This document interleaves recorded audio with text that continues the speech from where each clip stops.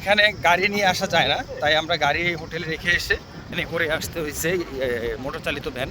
কারণ কারণ অনেক রোদ এখানে আসলে। এই যে এটা দূরে যেটা দেখছেন একদম সুন্দরবনের বর্ডার লাইন দিয়ে ক্রস করা হয় একদম, ওই যে দূরে ওটার বয়স ওদিকে হচ্ছে যে আপনার সুন্দরবনের সাথে কানেক্টেড।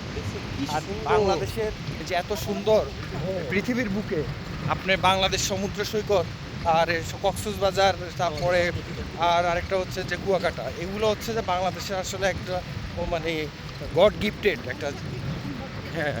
তো ঐশ্বরিক সৌন্দর্য এগুলো আসলে বাংলাদেশ মানুষ মানে আমরা থেকেও কিন্তু উপভোগ করতে পারি না। আমাদের বাঙালি অনেকেই আছে যে আমরা বাংলাদেশে থেকেও কুয়াকাটা অনেকেই আসি না, যেমন আমার লাইফে আমি 2বার আসছি।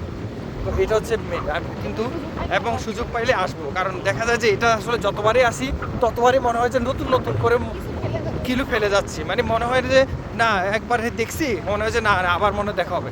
কি কক্সবাজার একটা সৌন্দর্য, কক্সবাজারের সৌন্দর্যটা কক্সবাজারে, আর সাগরকন্যা কুয়াকাটার সৌন্দর্যটা হচ্ছে কুয়াকাটা। এটার সাথে আপনি কক্সবাজার কোনোভাবে আপনি তুলনা করতে পারবেন না।